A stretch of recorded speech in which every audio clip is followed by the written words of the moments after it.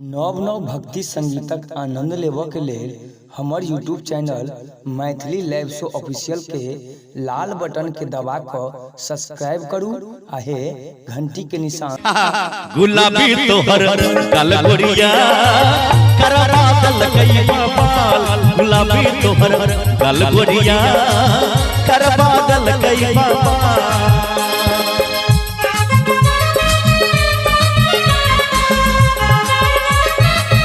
musician का हल्का ही होगा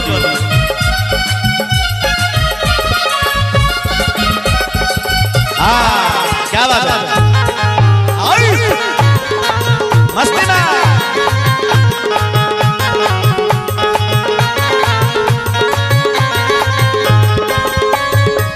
दरभंगा में झुमका है रैलो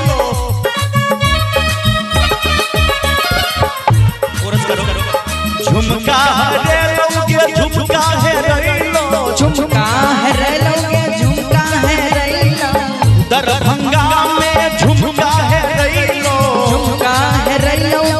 झुमका है रैलो जे झुमका दलक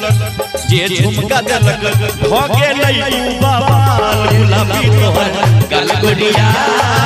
करवा दलकई बाबाल गुलाबी तोहर गलगोरिया करवा दलकई बाबाल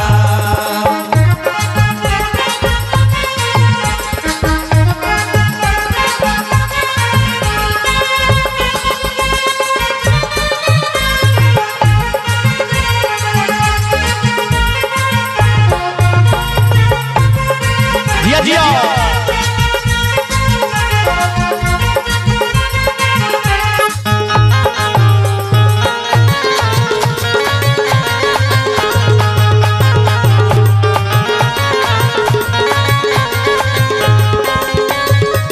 मधुबनी में बाली है रैलो बाली है रैलो बाली है रैलो मधुबनी में बाली है रैलो बाली है रैलो बाली है रैलो जे बाली दलक ए भैया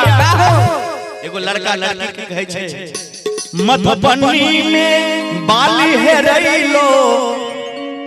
की चाचा ई गीत सुनने छियै ने बर पीछा के नोचै छियै अहाँ के नहीं कहै छी हुनका कहै छै हमर चाचा पीछा है ना करै छै है ना कह जा अभी उड़ीस का थोड़े समय के मधुबनी में बाली है रैलो जे बाली दलक उनका के मानिएगा जे बाली दलक करवा दलकई बाबाल गुलाबी दलक हो गेलै बिनहार गुलाबी तोहर गलगोरिया करवा दलकई बाबाल कलियों से मस्तानी है फूलों सा चेहरा तेरा कलियों से मस्तानी है रंग तेरा देख के रूप तेरा देख के कुदरत भी हैरानी है रंग तेरा देख के रूप तेरा देख के कुदरत भी हैरानी है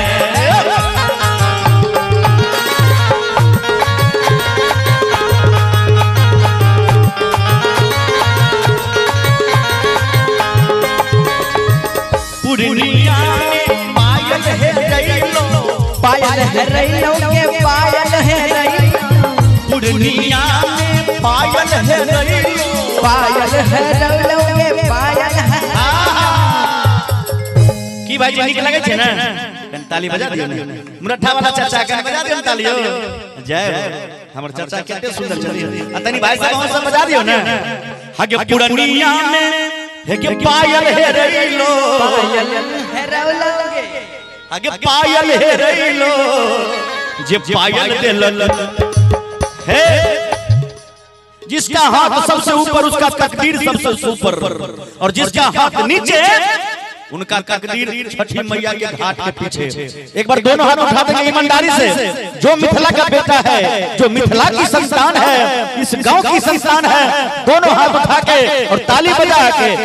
पायल दिलक भागे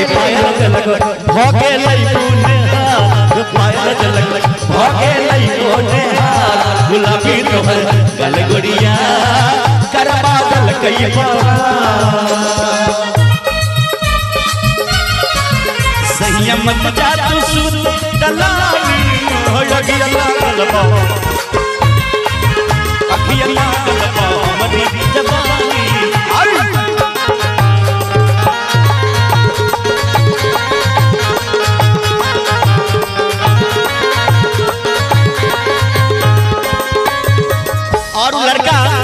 वो लड़की से कहे छे गेले जनकपुर तू जादू चलैया जादू चलैया के जादू चलैया गेले जनकपुर तू जादू चलैया जादू चलैया के जादू चलैया ये जादू जगलग ये जादू जगलग हो गेलै उन्हाल गुलाबी गलगरिया करबाल गए बाबा